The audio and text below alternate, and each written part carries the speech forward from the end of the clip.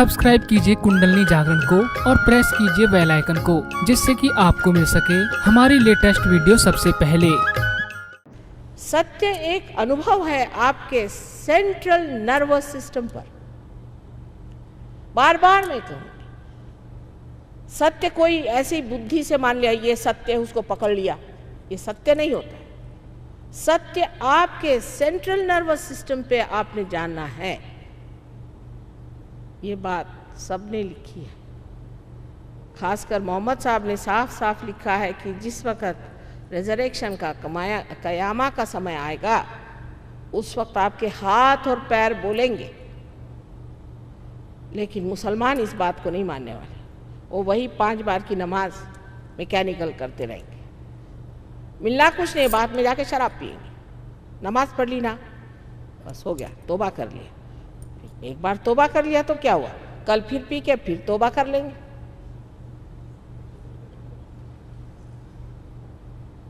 भगवान से माफी तो मांगना है ना, जो करना है कर ले, फिर मांग। अच्छा, उन्होंने भी अगर कहा सबने कि नहीं पियो, तो उसमें कोई आपके दुश्मन तो नहीं थे भाई, आपके चेतना के विरोध में जाती है। इससे अनेक बीमारियां होती हैं। अंग्रेज जो कि अपने को बहुत अक्लमंद समझते हैं, उनके उठे तो शराब, बैठे तो शराब, जहाँ जाओ सो शराब। अब उनकी भी खोपड़ी ठनठनाई है। आजकल जब मैं देखती हूँ पेपर में आ रहा है कि सिगरेट तो बंद कर दी पर अब शराब भी बंद करो। डॉक्टर लोग कहते हैं कि किसी तरह से शराब को बंद कर दो। पहले डॉक्टर लोग कहते हैं कि नहीं नहीं थोड़ा सा पिया करो तो अच्छा रहेगा, अब वही खुद कहते हैं नहीं भी शराब का बंद करने का सोचना चाहिए। जैसे ही ये इश्तहार निकले वैसे ही वहाँ के जो बिजनेस वाले हैं उनकी तो हालत खराब गई कि बाबा रे बाबा फिर हमारा क्या होगा। इन 2-4 बिजनेस वालों के लिए क्या सारी दुनिया खराब की जाए। लेकिन सबसे तो कमाल यह है कि पोप साहब खुद शराब निकालते हैं, यह आपको नहीं पता होगा, और उसका नाम रखा है बेनिडिक्टीन, माने आशीर्वाद। और वो स्पेशल शराब होती है और वो खास लोगों को मिलती है, ऐसे वैसे नहीं। आपको एक क्रॉस इतना बड़ा पहन के जाना पड़ता है तब आपको शराब मिलती, माने आप क्रॉस पे लटकाए जाएंगे उसके बाद। यही अर्थ ले लीजिए। ऐसी ऐसी बेवकूफ़ियाँ कर रखी हैं, और जब हम कोई बात कहते हैं तो उनको पसंद नहीं आती क्योंकि उनका पेट दुखता है ना। लेकिन मुझे तो सबकी एक ही बात कहने की है कि अपनी बुद्धि को सीधी, सरल और दक्ष रखिए और सोचिए सत्य क्या है। आत्मा को प्राप्त करना सत्य है। जब मैं अमेरिका गई थी पहली मर्तबा, तो वहाँ चौधरी साहब थे, अब नहीं रहे। उनका माँ आप अपने लेक्चर्स जो हैं उनको रजिस्टर्ड करवा लीजिए, कुछ ऐसी चीज़। तो मैंने कहा क्यों? कहले कोई भी आपके शब्द उठा लेगा और आपके बारे में बोलेगा। मैंने बोलने तो बड़ी अच्छी बात है, मैं तो अच्छी बातें बोलती हूँ, बोलेगा तो कोई हर्ज नहीं। तो मैंने कहा कि आपका फिर से जन्म होना चाहिए, आपका पुनर्जन्म होना चाहिए। तो वहाँ पर एक नई चीज़ निकल आई है, बॉर्न अगेन। बॉर्न अगेन कौन है आप? मैं बॉर्न अगेन। झूठ मूठ का अपना सर्टिफिकेट लगा घूम रहे। बॉर्न अगेन भाई, तो तुम्हें कौन सी शक्ति है, तुम्हें कौन सी विशेषता है? अगर बॉर्न अगेन हो तो आप में शक्ति कौन सी नहीं? हम तो बॉर्न अगेन हैं। और एक बार वहाँ कैल्विनिस्टिक चर्च में हम लेक्चर दे रहे थे, तो स्विट्ज़रलैंड में बड़ी भीड़ थी। एक देवी जी हाथ में बाइबल लेके मुझे मारने के लिए आई, और मुझे इतनी जोर की हंसी छूटी है कि वही घबरा गई कि ये तो औरत कुछ डरती ही नहीं, मैं तो इनको मारने। मैंने कहा सब में तुमको बाइबल ही मिला मुझे मारने के लिए, और कोई चीज़ लेके आ। तो कोई बात जो बड़े कह गए हैं उसमें आजकल के अक्लमंद बहुत से नुक्स निकालते हैं, क्योंकि आजकल जो कुछ भी चलता है वो इंसान के कमज़ोरियों पर। कौन सी किसको कमज़ोरी है देख के आ जाओ। एक वैद्य जी थे, उन्होंने अपने शिष्य से कहा कि वो गांव का पता लगाओ कि जहाँ दही बगैर जीरा डाले खाते हैं। तो उनका हाँ एक है जगह, बस जाके वहाँ जम गए, क्योंकि अगर बगैर जीरे के वो दही खाते तो बीमार तो पड़ेंगे। तो उनका इलाज वैद्य जी कर सकते हैं। इसी प्रकार आजकल का सारा व्यवहार और मैनिफेस्टेशन है कि लोग चाहते हैं किस तरह से इनको चंगुल में फंसाया जाए और रुपया बनाया जाए। जब रुपया ही भगवान हो गया जैसे अमेरिका के लोग कहते हैं, अमेरिका के गुजराती जो गए हैं वो कहते हैं कि डॉलर मारा भगवान। उनके लिए डॉलर नहीं कहते, डॉलर उनका भगवान है। और यहाँ से जितने भी हिंदुस्तानी बाहर गए हैं उनको देख के मैं ये कहती हूँ कि अगर हिंदुस्तान से आम के अगर आप पेड़ ले आइए तो उससे आम तो होगा ही नहीं, होना कैसे हो सकता है उस आबो हवा में, लेकिन उससे एप्पल भी नहीं होने वाला। वो हालत इन लोगों की है। और वहाँ जाकर के कुछ ऐसे ऊल झलूल हो गए हैं कि बुढ़ी बुढ़ी औरतें ट्राउजर्स पहन करके घूमती हैं, अजीब अजीब सी शक्लें बना घूमती हैं। मुझे आश्चर्य नहीं होगा थोड़े दिन में हमारे हिंदुस्तानी भी पंख बने घूमेंगे, क्योंकि बिल्कुल ही उनकी अकल मारी गई है और उनके अंदर कोई अपना व्यक्तित्व नहीं, अपनी कोई भी पर्सनालिटी नहीं है, जो जैसा कहता है वैसे चलते हैं।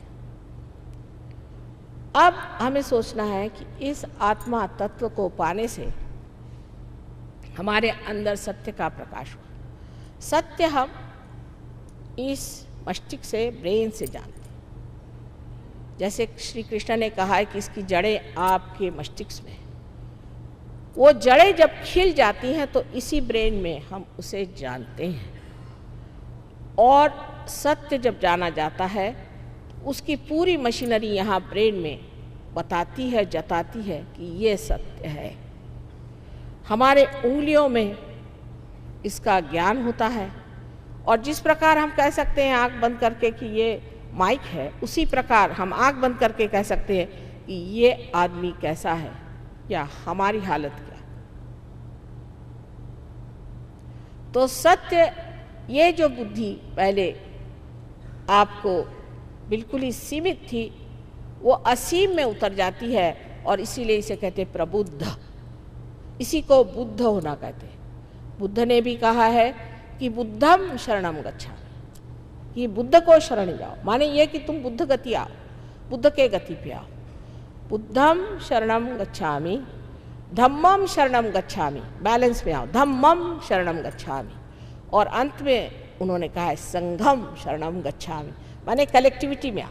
संगम शरणम गच्छामि माने कलेक्टिविटी में आओ। सब एक ही बात कह गए, एक ही बात, इस तरह से उस तरह से, मतलब बेवकूफ़ों को समझाने के लिए बहुत तरीके इस्तेमाल करने पड़ते हैं। सीधे साधे तो कोई सुनने वाला नहीं, कभी इस तरफ से समझाइए, कभी उस तरफ से समझाइए।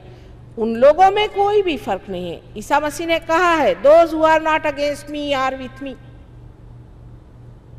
लेकिन ईसाइयों की खोपड़ी में बात नहीं आने वाली, क्योंकि वो तो सोचते हैं वो सीधे उठाकर विमान में आकाश में जाएंगे और वहाँ उनको बेनिडिक्टिन मिलेगा पीने के लिए।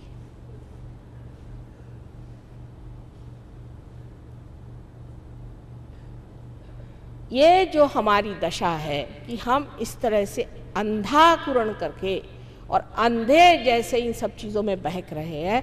धर्म तो हमारे पेट में बैठा हुआ है, यहाँ पर धर्म है। इसकी 10 आपसे मैंने बताया वैलेंसीज है, और इससे जब आप च्युत हो जाते हैं तो आप अधर्मी हो जाते हैं, अमानव हो जाते हैं। लेकिन ये जब धर्म ठीक से बैठ जाता है तभी आपका उत्थान हो सकता है। तो आप सत्य को जानते हैं,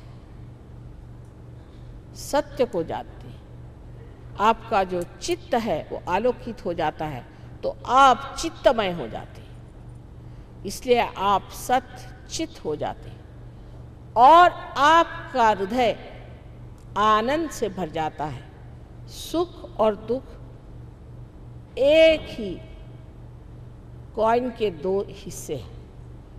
एक ही रुपया, एक तरफ राजा और एक तरफ लिखा हुआ, इसी प्रकार है, एक तरफ रोना और एक तरफ गाना।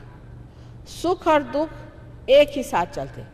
आज कोई आदमी सुख पे चढ़ा तो दुख में उतरेगा, फिर सुख पे चढ़ा फिर दुख में उतरेगा। आशा निराशा के इस झगड़े में ही मनुष्य झमेले में पड़ा रहता है।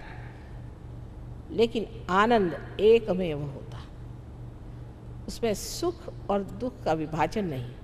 आनंद में मनुष्य शांत चित्त होकर के सारी चीज़ को देखता है जैसे कोई खेल हो रहा है, जैसे कोई नाटक हो रहा है। सब चीज़ को देखता है, और जो चीज़ बहुत ही भीषण भी लगती है उसे भी वो देखता है। और कारण कि वो देख सकता है साक्षी भाव से, वो उसे ठीक भी कर सकता है, उसका इंतज़ाम भी कर सकता है। और कारण कि वो एक महान आत्मा है, परमात्मा के सारे गण देवदूत आकर के उस चीज़ को इस तरह से समेट लेते हैं कि लोग पूछते हैं, अरे बाबा, ये कौन था हमारे बीच में जिसने हमें बचाया।